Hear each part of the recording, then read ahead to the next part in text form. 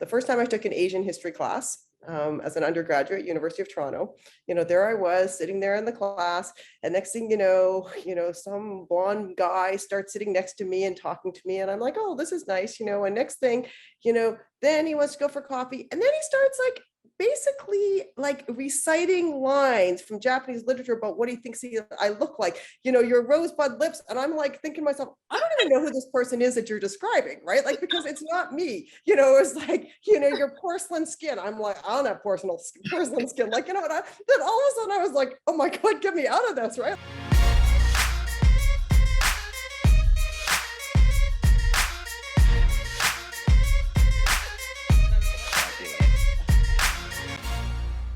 We would be remiss if we didn't speak about the Tokyo Games that are just taking place. I've come a long way from the first Asian American to win a gold medal at the Olympics for the USA, who was Victoria Manolo Draves. And then 2 days later, Sunisa Lee also won in diving, first Asian American man. Fast forward to these Olympic Games, we have Sunisa Lee, the first Asian American woman to win all-around finals in gymnastics, the first Hmong American athlete to represent the USA at these games, winning 2 Olympic medals. Michelle, you are from the Southeast Asian community. How significant was this for you to see her go and win all these multiple medals? And how important is it for the Southeast Asian community?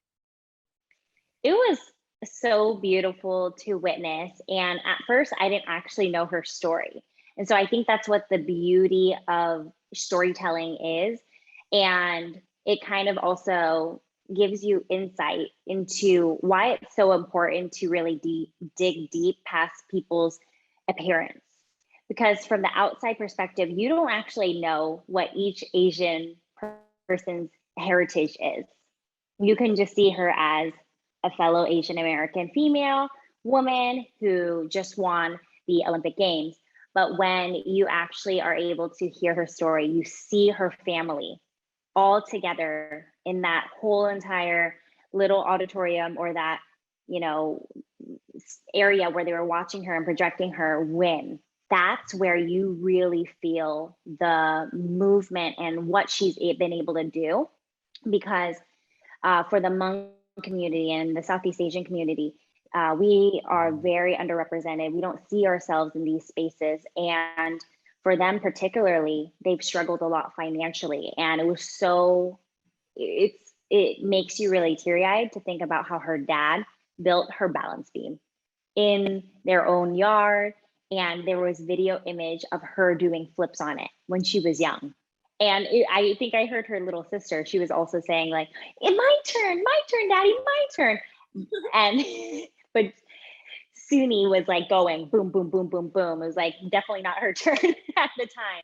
But you can just tell how much the family supported her. And it just goes to show that the community support is also very important, because they also raised funds for her during those times whenever she needed to be part of the competitive team. And so that's what's really part of this shift in representation, right? When you start to see people who not just look like you, but also have the same heritage or the same struggles as you, are able to have the stepping stone to success, and you see how they were able to do it, then maybe you can also follow in the same suit. And sometimes, when you don't have the financial support, you are fearful to even ask for support. But I had a very similar upbringing where we did not have the finances. My parents are from Cambodia, and so they came here as refugees with nothing in their pockets at all. And they would never think in a million years that 2 of their daughters actually would be in the sport of figure skating, coming from the most humid country in the world, or one of the most humid. But in general, what we did was we were very resourceful. We would go to the local library, check out DVDs of ballet cassettes, DVDs of Zumba, VHSs of aerobics, and all these things that were free, right? And so then I also had hand-me-down clothes for my community. And these are some things that people don't maybe think to look into, or maybe they're embarrassed to do, but we kind of have to do what we have to do. And my parents always made it a point to try their very best to provide as much as they could with what they had. So honestly, just in general, hearing her story made me think of my story, and I hope that inspires so many others who are in the same position. I agree. I hope it inspires, athletes, especially from your community, to want to take up any sport and not feel like they have to be, boxed into, something that they maybe not want to do. Like, let them be free, let them go and do whatever they want, no matter how they look. So we're still in the COVID-19 pandemic, and there has been a worldwide sweep of anti-Asian and xenophobic violence rhetoric across the world. I just want to read some quick Canadian and American stats. According to Stop AAPI Hate, as of August 2021, America has reached a grave milestone of 9,000 reported anti-Asian hate crimes since the start of this pandemic. As of June 2021, Canada has passed over 1,500 reported anti-Asian hate crimes, with British Columbia having the most and Vancouver having the highest reported rates of anti-Asian incidents of any North American city per capita. Most of these 1 in 5 are violent assaults. 2/3 of these victims are women. 7 out of 10 Asian Canadians, according to Angus Reid, think that the racism has gotten much worse during this pandemic and don't think it's going to get better. And I want to sit on Canada first, and either Tina or Patrick can take this. Canada has a racism problem, both present and historic. And the main problem, I think, is that we don't recognize, talk, or actively deal with it. So how do we change that within our skating community and society? I'll start. I think it's hearing our stories and hearing how my parents, how they immigrated to Canada. Why did they choose Canada? Because they thought it would be a safe place, a safe haven. After dealing with the atrocities in China, in communist China, Canada seemed like the dream, and that's why I was born here, because a great education system and fairly safe country. But we have to also acknowledge the history. I have ancestors, I have great grandparents who came to Canada to work on the railroad track in Western Canada. So and some of basically they were put into slavery to build this track for wealthy colonialists. So I think it's in my opinion, it's just having an ear and listening to some of the stories and some of the amazing journey that our ancestors have gone through for us to have a good life here in Canada. Yeah, and I think, just to build on what Patrick was saying, there's so much that we like to keep, outside of our ideas of what makes for Canada, right? So we like to think of Canada as welcoming people from outside who are, struggling, or they're war-torn areas. So we think of it as a place of refuge. But, the reality of Canada is that it's built on, Chinese labor for the railroad. Of course, to lead up to that, we have the dispossession of land from Indigenous peoples that is at the very foundation and continues to be, a structural and systemic form of racism that our country lives. Japanese internment, because they weren't seen as real Canadians or someone who could be loyal. We have the, sort of refusal to take people from other parts of the world at different points in time. And so, one of the things that we tend to do is we tend to try and either create a story where those who come make good here. So we like to hear those stories, or that they're thankful. They're thankful and they realize that we were benevolent and gave them something. And I think these are the, when we look at this, we also have to think about how our sport community works in the same way. So we have to also avoid, when we start thinking about sports, as ways of, well, how can we give people the joy of sport, rather than why should you want to engage in sport? What would sport mean to you? Why is it important for you? And how can you find yourself in it? And I think this is one of the dangers, is we either want to look away from the way that we benefit, and, capitalism benefits from people's labor. Racialized people do that labor. That is the reality. And it continues to be that way, people from different parts of the world. And that's kind of where we get our foundations and how we work through them. And so we really need to think about where those are part of our everyday lives, how we get privilege, and then also why how we listen and hear to, as Patrick said, people's stories and what brought them here, but also then what would give them meaningful involvement in society and what's meaningful to them, and not assume what we value is exactly the same point of value. So sport has great potential for, empowerment and other ways, but we also have to, kind of listen about why our sport, rather than presume that, we just want to kind of, give to other people. And I think it's that kind of paternal benevolence, that language that, for me is some of the most, it's the soft, dangerous side of racism. So we need to really guard against it. Just like the conversation of Asian bodies often centers around women, so does the sexualization and violence, i.e. the March Atlanta attacks. Have you experienced this, Tina, within the skating world or society abroad? And of course, Patrick, you can speak about it if you obviously witnessed, and how you are using your power and privilege as a man to, kind of fight against those kind of things that keep happening to Asian women specifically.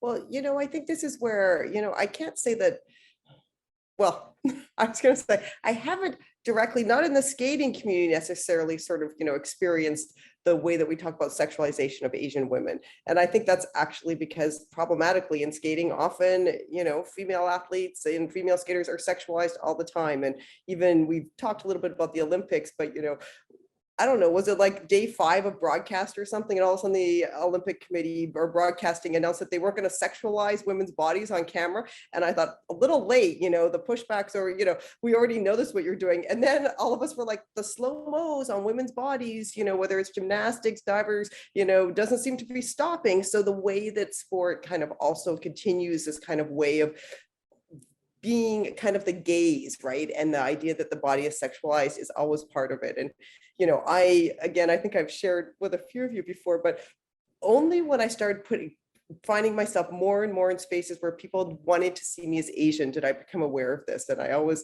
think back to the first time I took an Asian history class as an undergraduate at University of Toronto. There I was sitting there in the class, and next thing some blonde guy starts sitting next to me and talking to me, and I'm like, oh, this is nice, and next thing, then he wants to go for coffee, and then he starts basically reciting lines from Japanese literature about what he thinks I look like, your rosebud lips. And I'm thinking to myself, I don't even know who this person is that you're describing, right? Because it's not me, it's your porcelain skin. I'm like, I don't have porcelain skin. Then all of a sudden I was like, oh my God, get me out of this, right?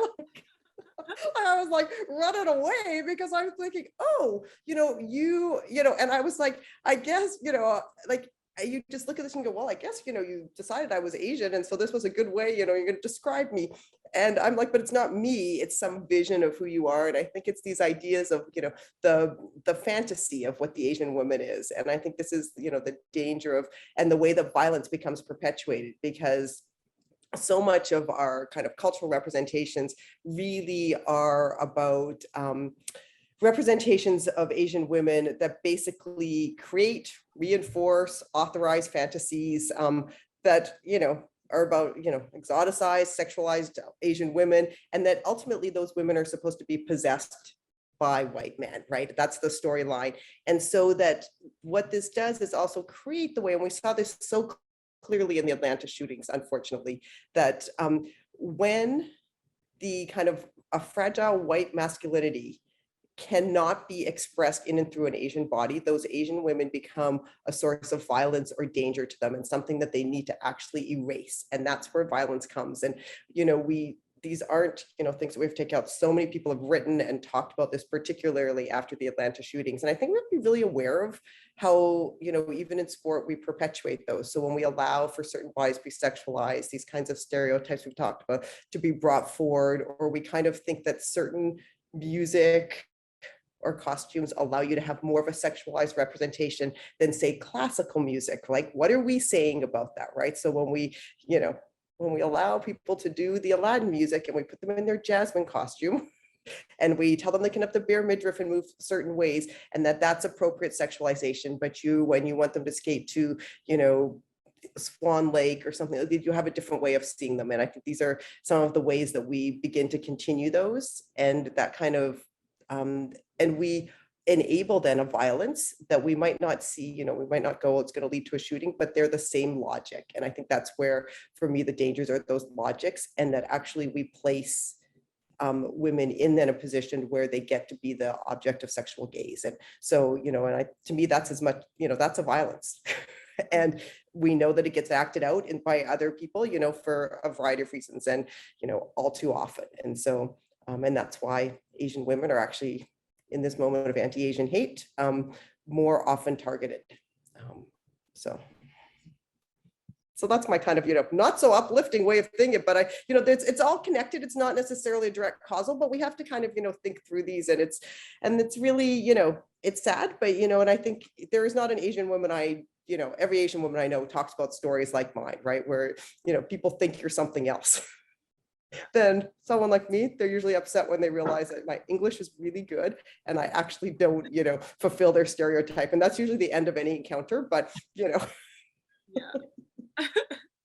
Thank you for sharing your stories. You had so many beautiful examples and stories throughout what we were talking about today. And I just want to, this part of the segment is growing into yourself.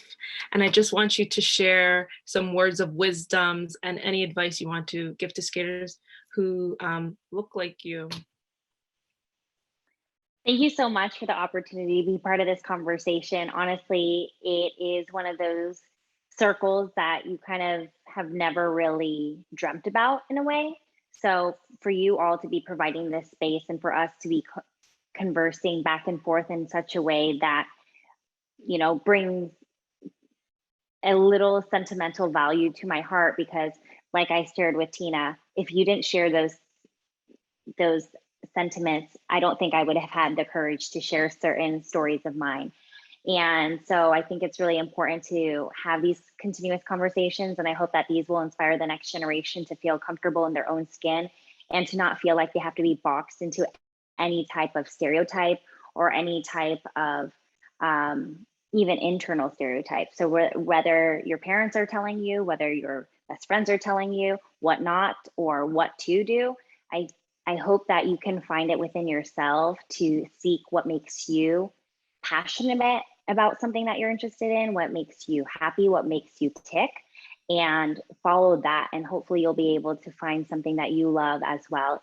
If it's skating, whether it's not skating related, it doesn't matter as long as you're being able to be true to you. Thank you so much. Those are amazing words. And also be sure to follow Michelle at Coach Michelle Hong on Instagram. And is it also the same on TikTok? On TikTok, it's at Coach Michelle. At Coach Michelle.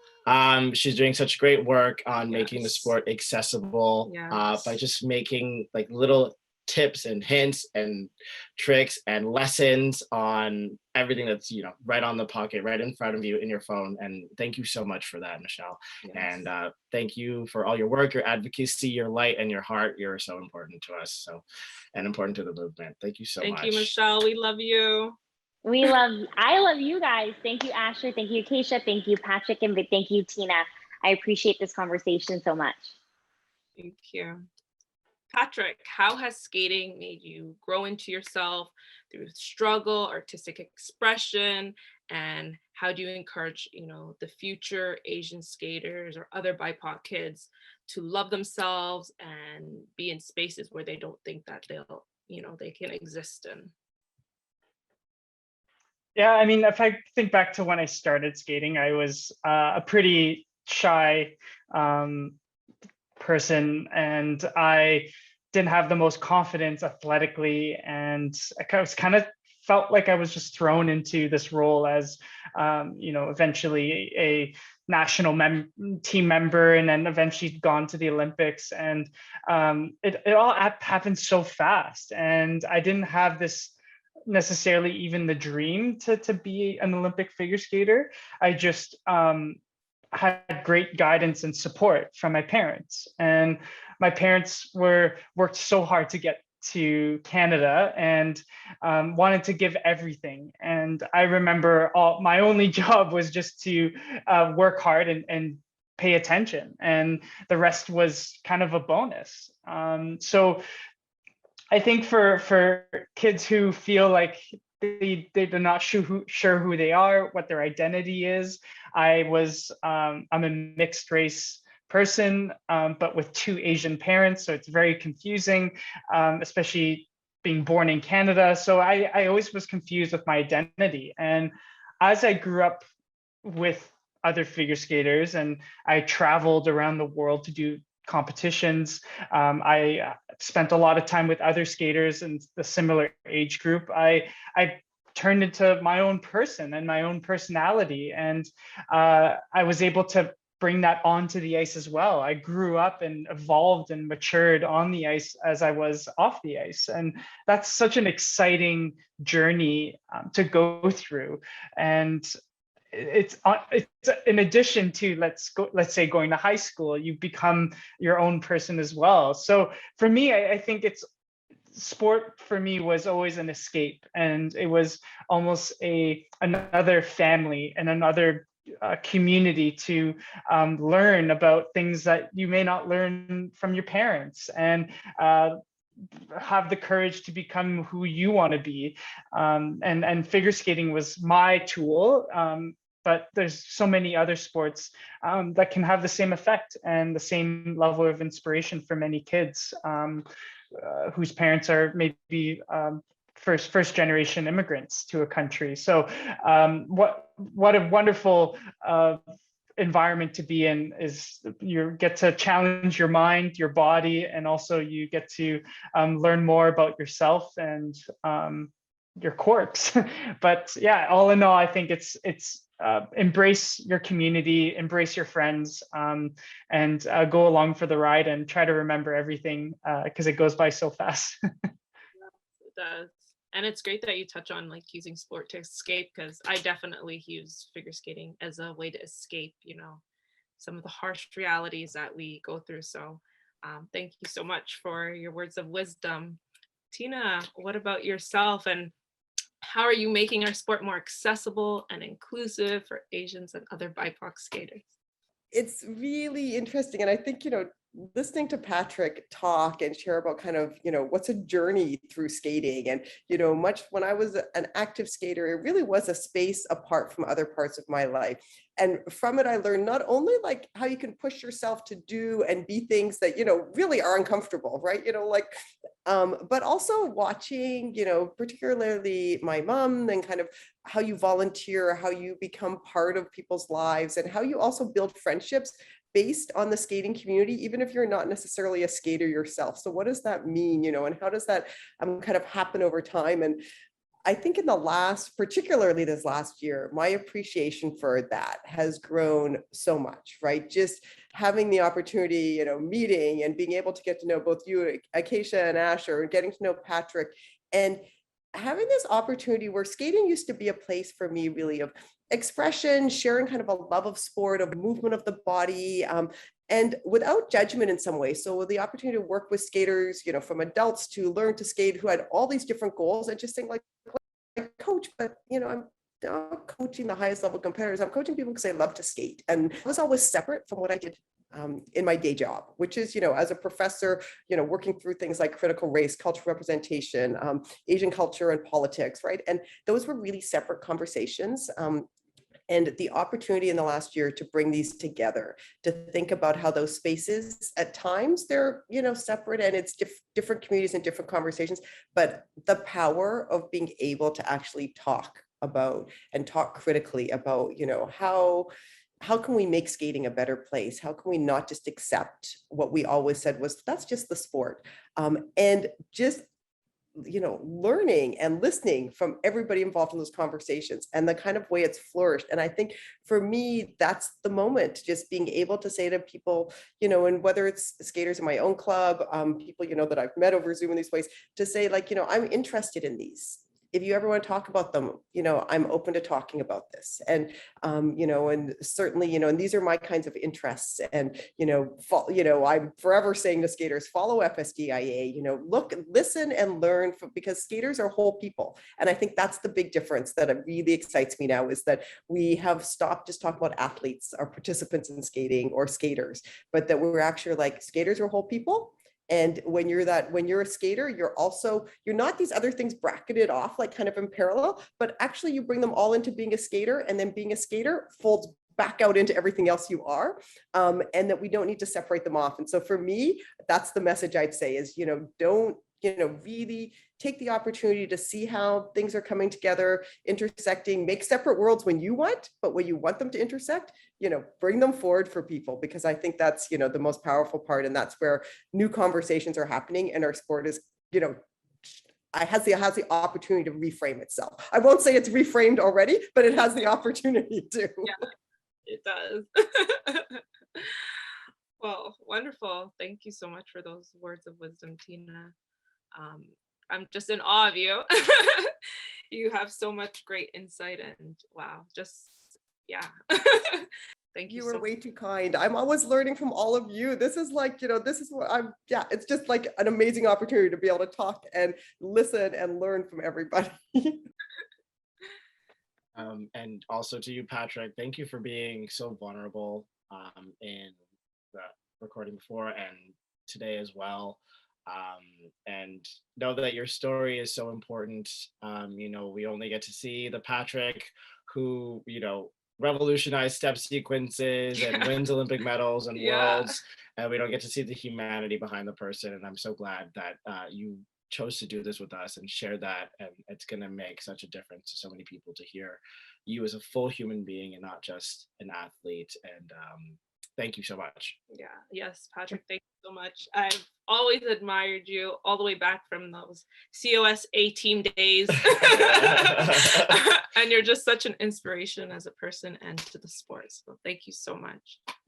I appreciate the opportunity. I think my career is a very certain part of my life, and now I'm moving on to the next, and it's also given me the time to reflect on all of it, because like I mentioned, it all goes by so fast. So it's important to reflect and open our eyes and reflect on some of our journeys, the highs and the lows, and how things can be better, so that for future generations and future Chinese Canadians, they feel confident and proud to be where they're from, and bring it onto the ice. So thank you. Yeah.